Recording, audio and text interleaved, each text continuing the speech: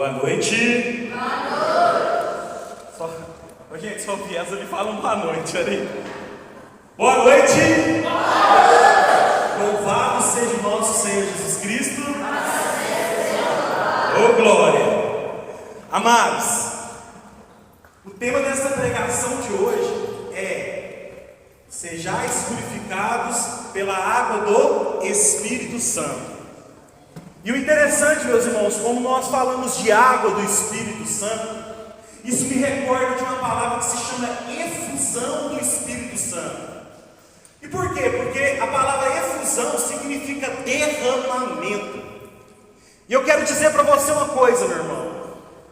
Nós temos muitas provações na nossa vida, temos muitas graças que queremos conquistar, temos muitas bênçãos que precisamos alcançar. Quantas coisas nós pedimos do Senhor, quantas curas, quantas libertações. E você pode ter certeza, meus irmãos, quando acontece na nossa vida a efusão do Espírito Santo, quando acontece esse derramamento, a graça de Deus acontece. E eu quero revelar para você uma coisa que Deus tocou no meu coração ao preparar essa pregação.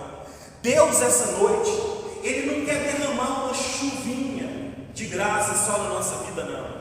Essa noite Ele não quer derramar uma pequena cachoeira na sua vida de graça, não. O Senhor hoje Ele vai abrir o céu e vai derramar um dilúvio de graça e vai lavar toda a nossa vida, vai nos purificar de toda imundície e nos vai fazer ser cidadãos do céu. Amém? Amém. Meu nome é Douglas, primeiramente, né? Antes de abrir a palavra, meu nome é Douglas, sou servo de segunda geração. Eu sou casado com a Ana Paula, nós temos uma filha que se chama Vitória Maria, e é uma honra, meus irmãos, partilhar e beber da palavra de Deus com vocês, amém? Amém. Abra a palavra de Deus comigo em João 3, a partir do versículo 1. Evangelho de São João, capítulo 3, versículo 1.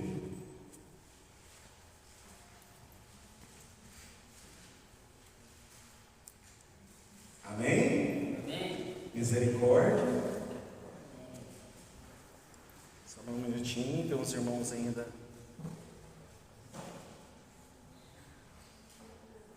Amém. Vamos lá? Havia um homem entre os fariseus chamado Nicodemos, príncipe dos judeus. Esse foi ter com Jesus de noite, e disse-lhe: Rabi, sabemos que és mestre, vindo de Deus. Ninguém pode fazer esses milagres que fazes se Deus não estiver com ele. Jesus replicou-lhe: em verdade te digo, quem não nascer de novo não poderá ver o reino de Deus.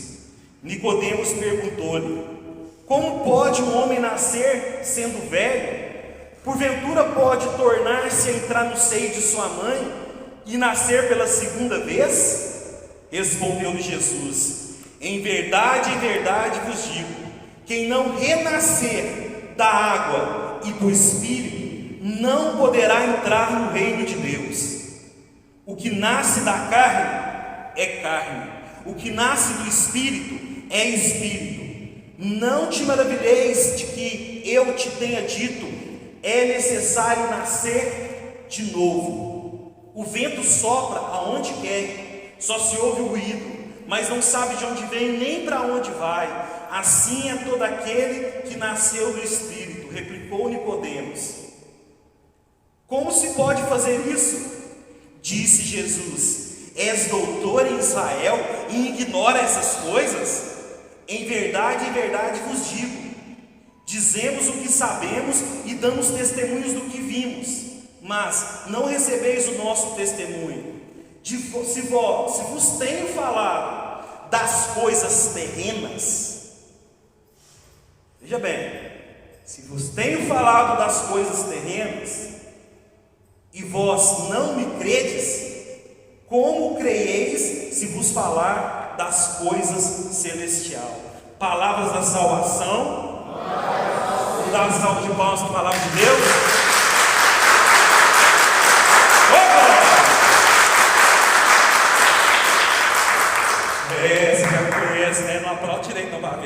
Deus, não.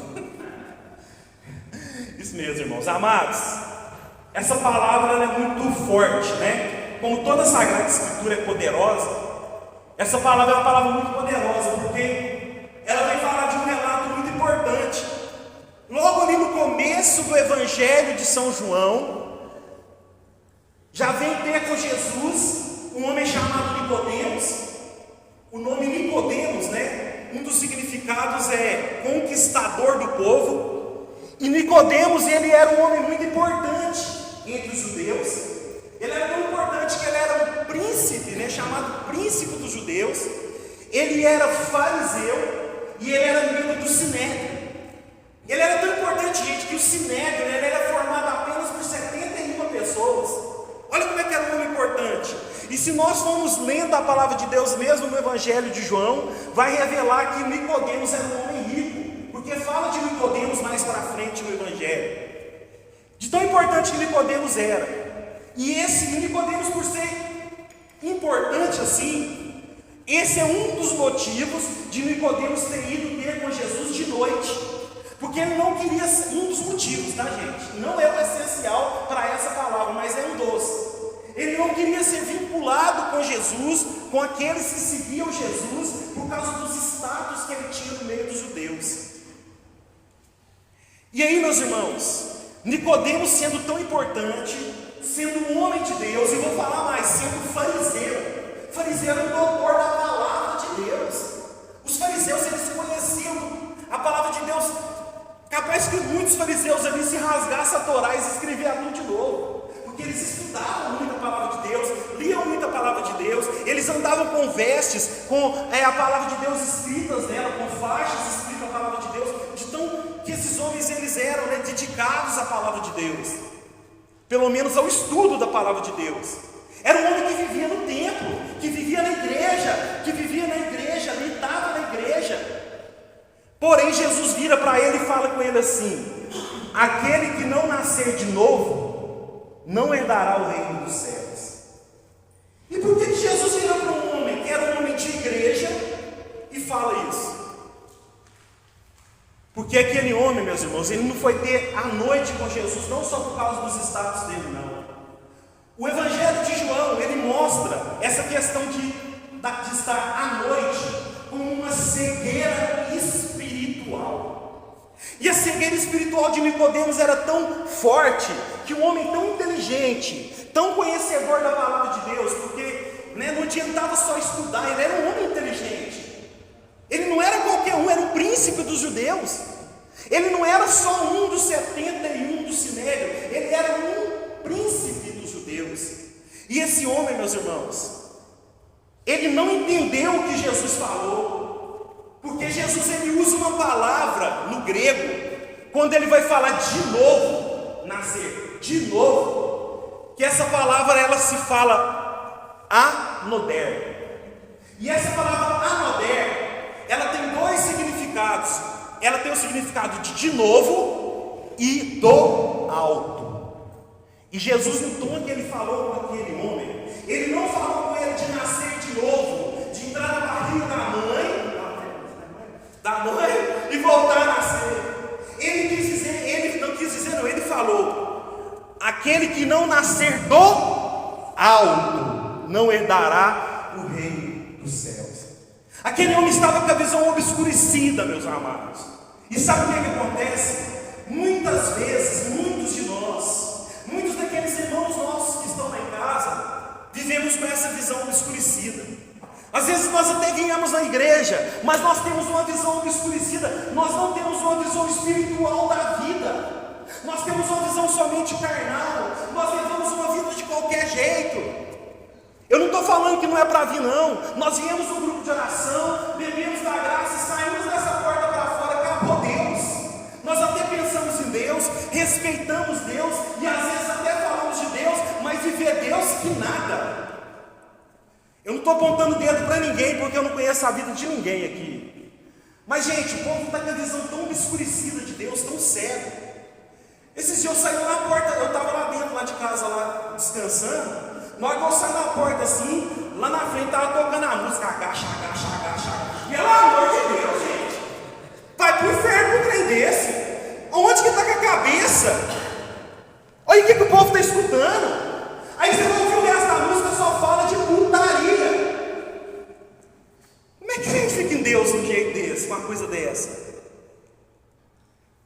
gente, quando passou um tempo, né, que eu estava doente, eu melhorei, eu dei na cabeça de começar a beber uma cervejinha, sabe?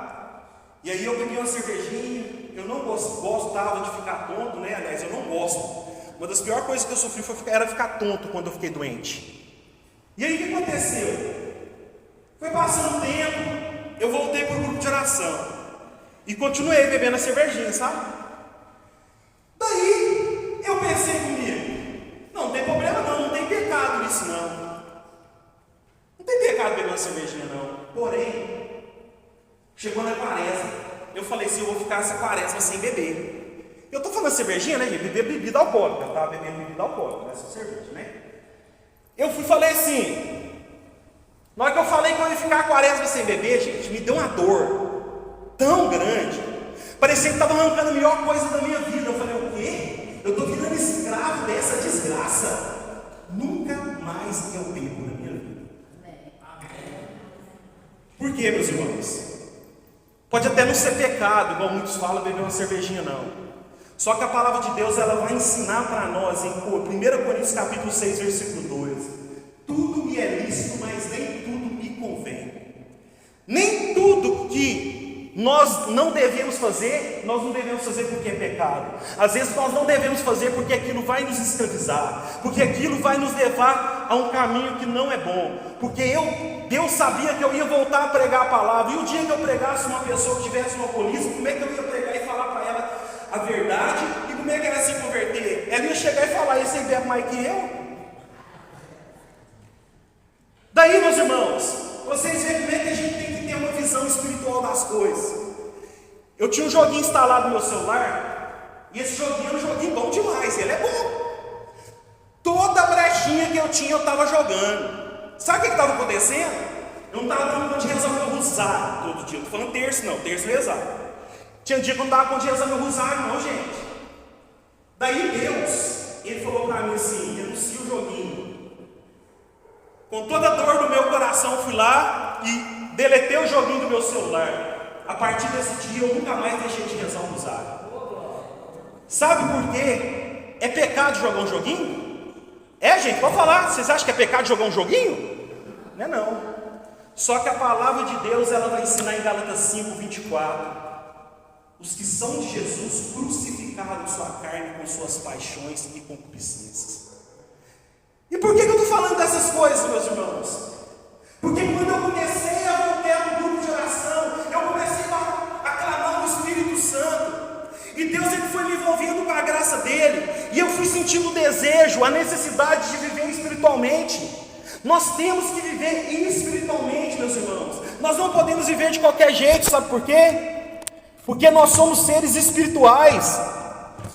Nós temos que ter a consciência. Só um minuto, gente, porque não tem relógio ali não. Nós temos que ter a consciência que nós não somos seres humanos que viemos num grupo de oração, viemos numa missa, vamos na missa, sei lá, do Padre Christian, vamos no final de semana da Canção Nova, vamos no final de semana do Sacramento de Amor, e aí nós passamos por experiências espirituais, não? Uma vez eu falei isso aqui há uns anos atrás, eu quero repetir. Nós não somos seres humanos passando por experiências espirituais, nós somos seres espirituais passando por experiências humanas, a ponto de São Paulo dizer em Colossenses 3,3: estáis mortos e a vossa vida está escondida com Cristo em Deus. Nós temos que ter isso no coração. Nós estamos mortos. Quem somos nós se não for Deus, meus irmãos? Nós já estamos mortos se não for Deus. Você já viu tanto que nós somos frágeis? Imagina espiritualmente quando nós somos frágeis, nós pegamos facilmente. Nós somos seres, meus irmãos, nossa vida está escondida com Cristo em Deus, e se nós não estivermos em Cristo, fazendo a vontade de Cristo, gostando das coisas que Cristo gosta, nós não vamos aguentar não. Nós vamos perecer dia após dia, vamos cair, vamos despencar dia após dia, porque nós nascemos com a alma pura, nós nascemos sem pecado, praticamente, claro, com o pecado original, né? Depois nós fomos batizados, fomos purificados desse pecado. Mas o mundo, meus irmãos, o dia a dia, a as coisas desse mundo, as amizades até no trabalho, nas coisas boas, às vezes as conversas frívolas, as conversas impuras. Não é que a gente não pode conversar, não é que a gente não pode rir. Nós rimos o tempo inteiro, você tem que ver como é que tá junto essa galerinha aqui. Vocês acreditam no que sai, não? Mas aí o que acontece? Não é coisa boa, tá? As coisas boas é rir demais. E o que acontece? Essas coisas vão nos sujando, vai nos deixando sujos, vai nos deixando impuros, vai nos fazendo achar que tudo é normal, vai colocando na nossa cabeça que aquela musiquinha ali não tem nada a ver, é só um toca no céu, mas não tem nada a ver, que não tem nada a ver beber um golinho aqui, um golinho ali, e de repente está escravo da maldição da bebida, que não tem nada a ver fumar, dar um tragozinho, dar uma bolinha na maconha, cheirar um pozinho, qualquer coisa desse tipo, só no final de semana. As coisas desse tipo assim, e por aí vai. A gente vai achando tudo normal. Não tem nada a ver se eu tenho uma relação sexual no casamento, não tem nada a ver isso, todo mundo faz. Igual a Ana Paula pregou um dia que tudo é normal, tudo é comum, né? Não é tudo normal não, gente. Pode estar sendo até comum.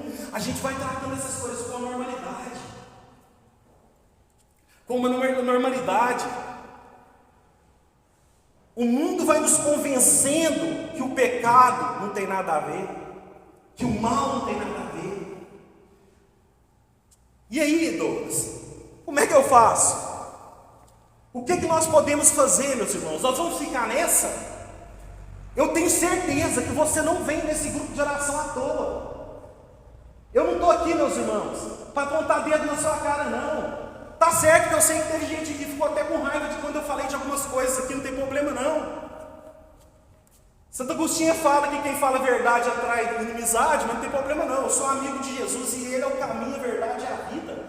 Ele que é o caminho, a verdade e a vida, que morreu na cruz para me salvar e me deu a libertação da minha alma. É Ele que eu devo agradar. E é Ele que eu convido você para agradar, meus irmãos. Porque nós nascemos para estar na presença de Deus, para sermos esses seres espirituais. E aí?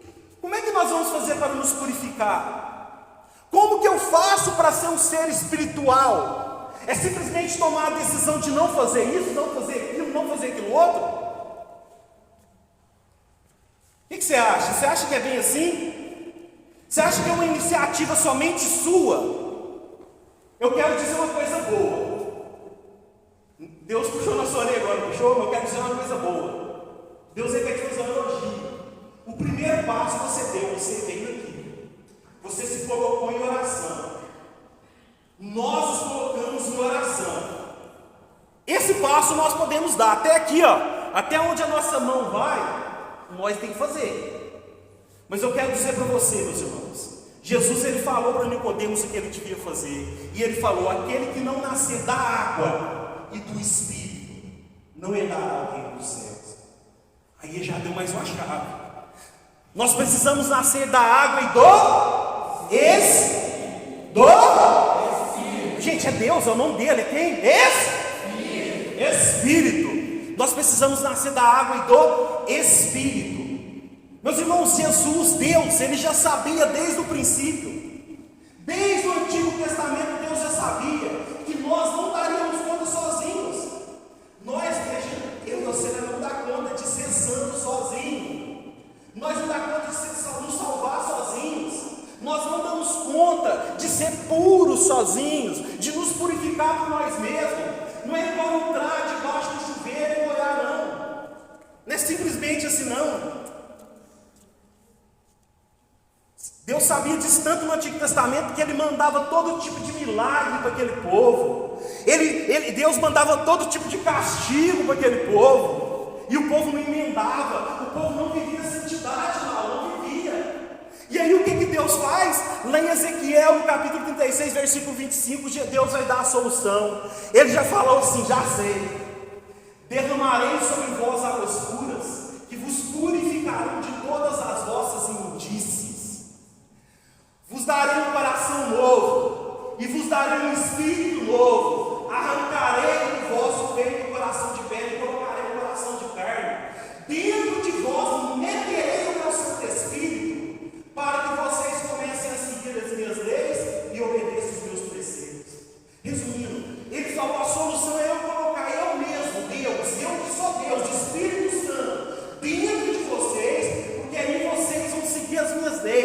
vocês vão obedecer aos meus preceitos, vocês vão começar a fazer aquilo que é necessário, porque é isso que acontece, meus irmãos. Quando nós clamamos o Espírito Santo ele entra na nossa vida, apesar de todos nós que somos batizados ter o Espírito Santo, mas muitas vezes nós deixamos ele apagado pelo nosso pecado. E quando nós clamamos esse Espírito Santo, não só no clamor do Espírito Santo, mas quando nós recebemos o sacramento da confissão, principalmente, quando nós recebemos o sacramento da Eucaristia, e quando nós clamamos esse Espírito Santo aqui no grupo de oração, e na nossa casa, no nosso dia a dia, o Espírito Santo ele entra dentro de nós e ele começa a transformar de dentro para fora. Gente, sabe o que aconteceu comigo? Antes eu comecei, vocês iam falando que eu estava bebendo uma cervejinha, vocês estão achando que isso era tudo? Eu não vou contar tudo que eu fazia aqui não, mas enquanto eu estava, depois que eu melhorei da doença, que eu fiquei sem caminhar na presença de Deus, gente, eu comecei a cometer pecados que eu nunca achava que eu ia cometer. Eu estava mergulhado no vício da masturbação, da pornografia, que até psicólogo eu estava procurando para ver se eu melhorava. E aí, gente, quando eu comecei a caminhar no grupo de... Não, aí eu fui vendo, eu falei, gente, eu não era assim não. Eu não fazia esse tipo de coisa, eu não vivia desse jeito. E Deus foi tocando no meu coração, e eu fui voltando para o grupo de oração, e fui clamando o batismo do Espírito Santo, e o Espírito Santo foi tomando minha alma, foi tomando a minha vida, e aos poucos, de dentro para fora, eu fui tendo essa vontade de mudar. O Espírito Santo ele faz isso no nosso coração. Jesus mesmo ele vai falar, um dos nomes que o Espírito Santo é chamado é de Paráclito. E lá em João, meus irmãos, no capítulo 16, versículo 8, Jesus vai falar, quando o Paráclito vier, ele convencerá o mundo a respeito do pecado, da justiça e do juízo. Quando o Espírito Santo chegar na sua vida, ele vai te convencer. Se você deixar o Espírito Santo, ele vai te convencer, mas nós temos que deixar, ouvir essa voz do Espírito Santo, ouvir esse arrependimento, essa sensação assim, nossa, será que isso que eu estou fazendo é de Deus mesmo? Escutar e deixar ser guiado pelo Espírito, ser conduzido pelo Espírito, porque como diz Gálatas 5,16, deixai-vos conduzir pelo Espírito e não submetereis os apetites da carne. É só assim para nós vivermos na graça de Deus. Gente, os santos, as pessoas espirituais, as pessoas notáveis entre o povo cristão, o povo católico, eles entendiam tanto isso, que um beato chamado Jacobo de Varasa, ele vai falar uma coisa muito forte. Quando o fogo do Espírito Santo entra numa pessoa, o fogo do Espírito Santo, ele consome o pecado. Ele consome o pecado dentro dessa pessoa, ele queima. Ele queima o pecado dentro dessa pessoa. E aí, meus irmãos, nós precisamos dar atenção disso. E como que vai acontecer essa purificação, né? Primeiro, a primeira parte dessa purificação, ele purifica a nossa mente. A nossa mente, os nossos pensamentos. Ele nos convence a respeito de tudo aquilo que é errado. E começa a colocar uma vontade nova no nosso coração. Amém? A segunda coisa que acontece quando o Espírito Santo ele vem nos purificar, ele nos leva à santidade. Ele falou, aquele que não nascer da água do Espírito não herdará o reino de Deus, amém? Por que uma pessoa que não nasce da água do Espírito não herda o reino de Deus? Porque quando a pessoa não nasce do Espírito Santo, quando a pessoa não começa a viver espiritualmente, essa pessoa, meus irmãos, ela não consegue ser santa, não tem jeito de ir para o céu sem ser santa. Hebreus 12:14. Buscai a santidade, a paz com todos e a santidade, sem a qual ninguém vê a Deus. Ninguém vai para o céu sem ser santo, não. Você está achando assim, morreu, tadinho, foi para o céu. Tomara. Porque parece que o povo acha que eu vi um padre, alguns falando outro dia, que o povo acha que quando a pessoa morre, acontece uma canonização automática. Não é não. Meus irmãos, esse mundo é difícil, cheio de tribulação, cheio de prova, cheio de sofrimento. Se nós não viver na santidade, nós vai sofrer, vai ser atribulado e infelizmente vamos padecer no quinto dos infernos. Mas eu quero dizer para você, se você tiver a coragem de fazer a vontade de Deus, e vou te falar, não é pelas suas próprias forças não, você não dá conta. Pela força e o poder do Espírito Santo, você vai para o céu, amém? Porque o Espírito Santo, meus irmãos, só Ele pode nos santificar. Não adianta querer ir para o céu sozinho. Santo Agostinho, ele já falava isso. Se tentarmos nos salvar sozinhos, estamos destinados ao inferno. O Catecismo da Igreja Católica, parágrafo 749, vai falar: o Espírito Santo é fonte e doador de toda santidade. Sabe por que ele é doador, fonte e doador de toda santidade? Porque ele é o Espírito Santo. Então deixa eu te perguntar, você quer viver espiritualmente, sim ou não? Sim. Ele é o Espírito. Então vamos viver o espiritual de Deus. Você quer viver santificadamente, sim ou não? Sim. Ele é o Espírito Santo. Toda santidade vem de Deus. Nada que é de bom vem de nós. Imagina a santidade. Então nós temos que pedir esse Espírito Santo, meus irmãos, para que Ele nos dê a santidade dEle, para que Ele nos torne assim santos, que Ele nos torne assim fervorosos, que Ele nos torne homens que se assemelhem a Ele. Quando eu falava, gente, de mim, eu não estava falando para me exaltar, que eu parei de beber uma cerveja, não. Que isso? Quem sou eu? Eu não sou nada.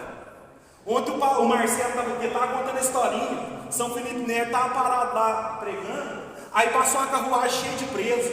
Ele apontou para a carruagem e falou assim: olha ali lá vai Felipe Neto.